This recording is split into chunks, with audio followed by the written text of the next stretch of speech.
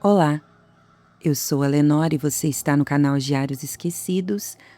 Hoje eu vou contar para vocês uma história presente no livro Sete Ossos e uma Maldição, da autora Rosa Amanda Strauss e publicação da editora Global.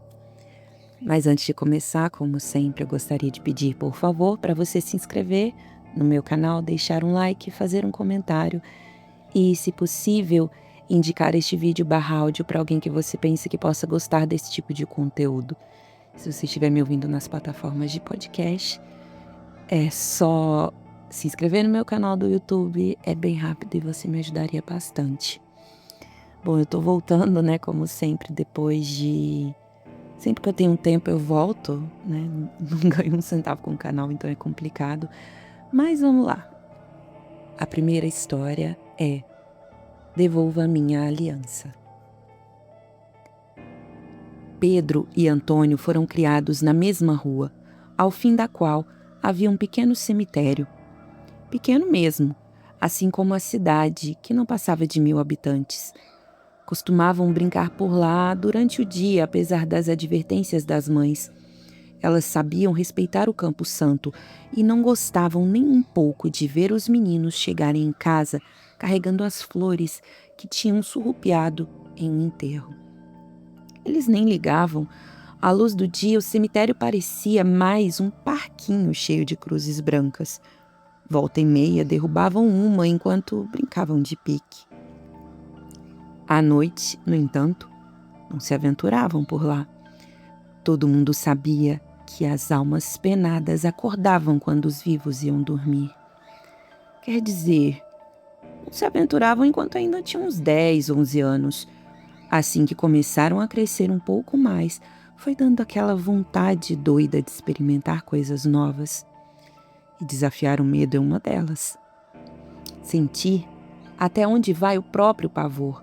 O coração disparado, a respiração acelerada até quase não caber mais nos pulmões.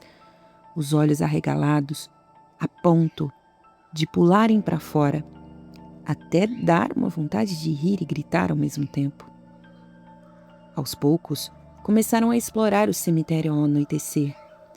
Pedro, que sempre foi o mais medroso, mal conseguia permanecer ali 2 minutos e já queria voltar. Tirando uma lâmpada meio mortiça pendurada acima do portão, não havia nenhuma luz lá dentro. Era preciso acostumar os olhos à escuridão. Só então conseguiam enxergar alguma coisa. Mesmo assim, apenas sombras. Mas o pior era o silêncio absoluto, que fazia com que qualquer ruído parecesse imenso. Mosquito zumbindo, rato passando, sapo coachando, vento uivando, folhas de árvore farfalhando. Antônio também morria de medo, mas gostava da sensação. Um dia, tropeçou numa cruz que ainda não tinha tido tempo de ficar bem agarrada ao chão. O pé dele enganchou na madeira e ele caiu de bruços na terra fofa e úmida que tinha sido posta ali naquele dia. Pedro, tonto de pavor, tentou agarrar o amigo e na escuridão acabou cravando as unhas das mãos geladas em seu tornozelo. Antônio nem teve tempo de pensar, foi no reflexo. No que sentiu a mão nervosa tentando agarrar seu pé, desferiu um coice de arrancar até defunto da cova. Acertou direto no queixo de Pedro. Na escuridão e no susto, nenhum dos dois sabia direito o que estava acontecendo. Só que era preciso sair dali o mais rapidamente possível. O cheiro da terra revolvida parecia cada vez mais forte. Antes que mais alguma coisa acontecesse, conseguiram se levantar e correr. Só ao chegar à rua, puderam compreender o que tinha de fato acontecido. O queixo aberto de Pedro não deixava nenhuma dúvida com relação à assombração que tinha tentado agarrar o amigo. O problema é que, a partir daquele dia, Antônio ficou impossível. Cara, você viu só? Meti o pé na cara da alma penada. Alma penada coisa nenhuma, idiota. Você deu um coice na minha cara, retrucava Pedro. Mas eu achava que era uma assombração. não achava? E se fosse, tinha dado coice nela do mesmo jeito. Pronto. Ninguém segurava mais o convencimento do cara. Agora já acreditava e contava para quem quisesse ouvir que foi mesmo a mão do defunto, enterrado naquele dia, que tinha agarrado seu pé. Desfilava pela escola todo herói e a cada relato aumentava um pouco a história. Tinha dado até para ver um pouquinho da cara do morto, com os olhos até meio furados de vermes e os cantos da boca esverdeados. As unhas dele tinham crescido depois da morte e estavam mais compridas do que as de uma mulher. Pedro já estava cansado daquele falatório. Dias depois, estavam novamente os dois passando diante do cemitério por volta das 11 horas da manhã. Chegava um enterro novo. "Vamos lá ver?" chamou Antônio. Pedro concordou. Era uma noiva ainda vestida de branco. Tinha morrido no dia do casamento, antes de começar a cerimônia. Resolveram acompanhar o féretro, só por curiosidade e porque a falecida era linda. O caixão já tinha baixado à sepultura e o couveiro jogava terra por cima quando um rapaz transtornado, provavelmente o noivo, deu um passo à frente e jogou a aliança dentro da cova. Sem se importar com isso, o funcionário municipal continuou seu serviço. Pedro e Antônio ainda ficaram por ali um tempo, comentando o jeito das pessoas e fazendo piada até que todos se foram. Também já se preparavam para partir quando Pedro viu uma coisa brilhando ao pé da cruz branca. Chegou mais perto e constatou. Era a aliança que tinha ficado ali, enterrada só pela metade. Mais tarde, já na escola, Antônio sugeriu: "Vamos voltar lá e pegar a aliança? Aquilo é ouro, dá para vender." Mas Pedro, já cansado das exibições do amigo, teve outra ideia. "Hoje à noite, você vai buscar." E completou: "Sozinho." "Que isso, cara? Tá brincando?" "Ué, você não é o herói que chutou a cara do defunto recém-enterrado? Não é o destemido do pedaço? Pois vá lá à noite. Vou avisar o pessoal. Dessa vez, você vai ter plateia de verdade." Antônio ainda tentou escapar, mas não teve jeito. Pedro já estava convocando a turma para o espetáculo. 10 para meia-noite, 5 colegas, Pedro entre eles, esperavam Antônio na porta do cemitério. O menino não se atrasou. Afinal, agora não podia voltar atrás. Além de mentiroso, ia ser chamado de covarde. Passou pelo grupo com um olhar superior e mergulhou na escuridão, morto de medo. Por sorte ou azar, a luz estava quase cheia. Não estava tão escuro como da outra vez. Era melhor para enxergar o caminho e chegar mais rapidamente à sepultura da noiva. Mas, por outro lado, a luz mortiça da lua jogava uma luminosidade sobrenatural por cima dos túmulos e das cruzes brancas. E desta vez, Antônio estava sozinho. Pedro tinha ficado com um grupo esperando por ele no portão do cemitério. De onde estava, ainda podia ouvir ao longe as risadas dos companheiros. No entanto, com o vento e o silêncio da noite, as vozes lhe chegavam distorcidas, como se viessem mesmo de outro mundo.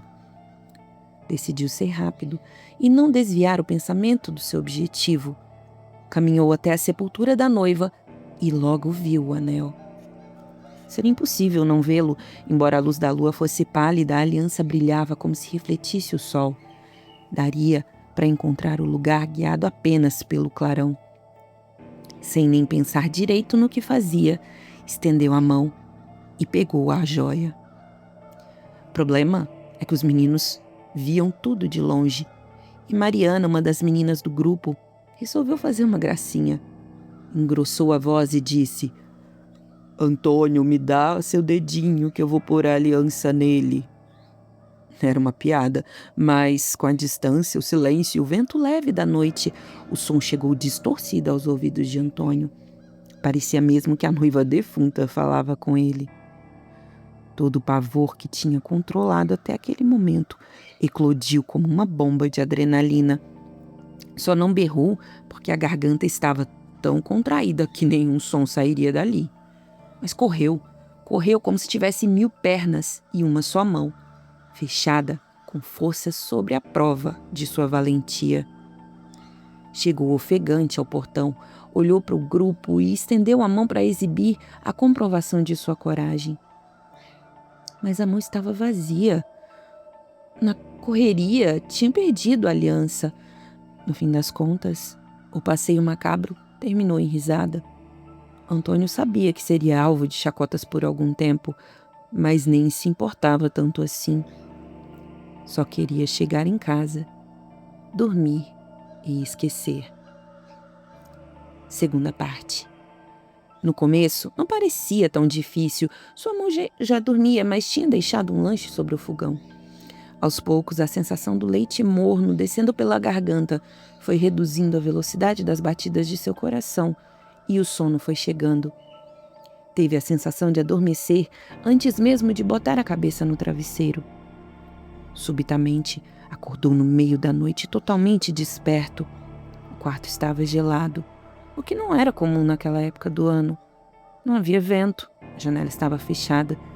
Ainda assim, a temperatura caía a cada minuto a ponto de provocar calafrios.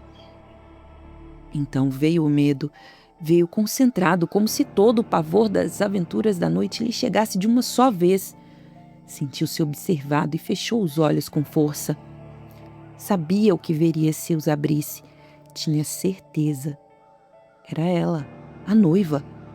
Podia sentir sua presença, seus olhos vazios cravados nele, seu corpo imóvel de pé no quarto. E desta vez não era uma brincadeira de Mariana. Era a voz da morta, mesmo que se fazia bem audível. Devolva minha aliança. Assim como chegou, a aparição partiu. No minuto seguinte, o quarto já recuperava sua temperatura e tudo parecia tão completamente normal que Antônio chegou a acreditar que tinha sonhado. Logo, seus olhos ficaram pesados e voltou a mergulhar no sono. Procurou Pedro logo na manhã seguinte e contou-lhe tudo. O amigo não levou a história a sério. Você deve ter sonhado, o jeito como saiu apavorado do cemitério. Pode ser, mas eu preferia encontrar logo o tal do anel e devolver para a moça, sabe como é? Pedro riu e, por via das dúvidas, resolveu acompanhar o amigo até o cemitério. Afinal, a manhã estava linda e ensolarada, e eles não tinham mesmo nada mais interessante para fazer. O problema é que nem a luz do sol ajudava. A aliança tinha desaparecido. Vasculharam tudo, refizeram 10 vezes o caminho que Antônio percorrera na noite anterior e nada, nem sinal de anel. À noite, Antônio estava inquieto. Tomou um chá de capim-cidreira para acalmar e foi para a cama.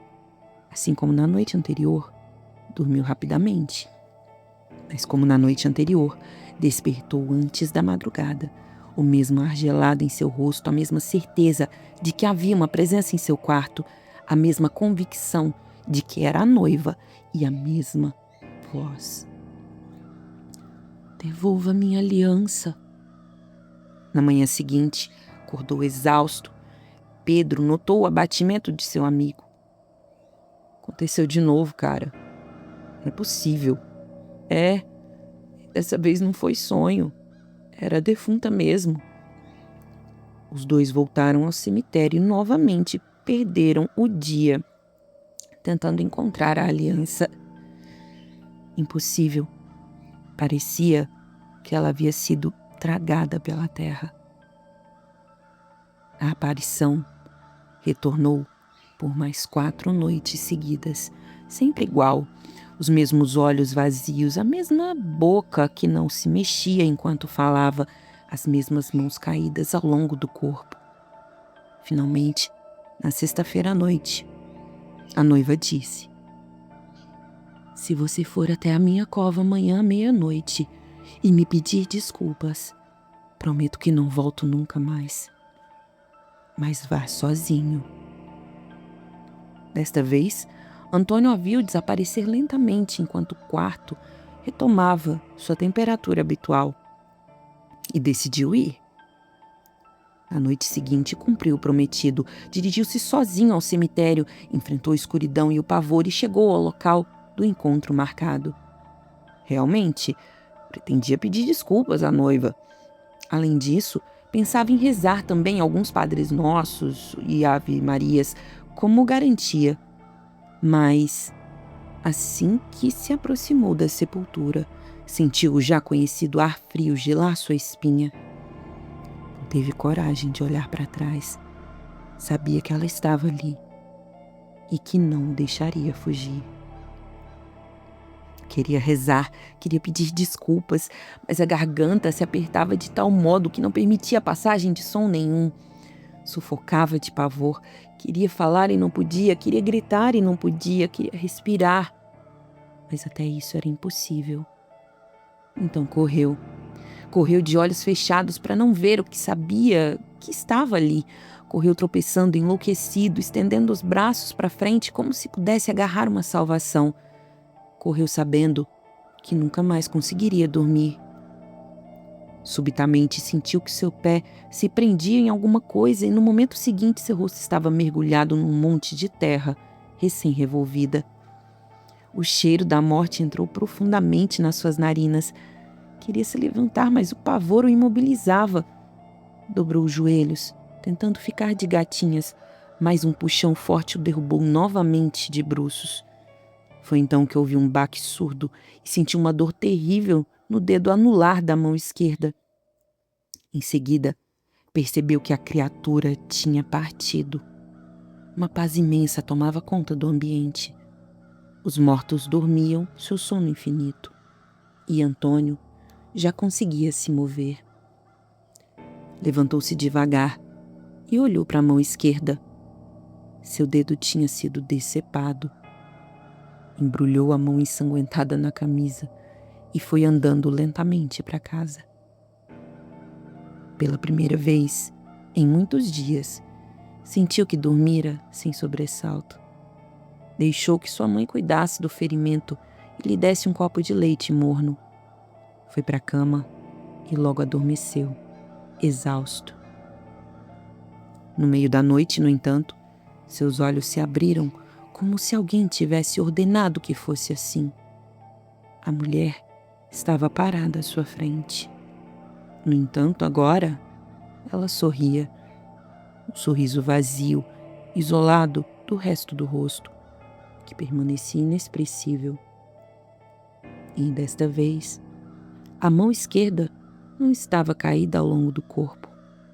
Acenava para ele, como se desse um tchauzinho em câmera lenta. Antônio não pôde deixar de notar. O dedo esquerdo da noiva exibia uma reluzente aliança de ouro. Fim. Bom, eu espero que vocês tenham gostado. Aos pouquinhos eu vou gravar, deixar um monte de coisa gravada, porque realmente eu trabalho muito e tô com meu projeto de doutorado também, mas enfim, nem importa, né? E é isso. Obrigada e tchau, tchau.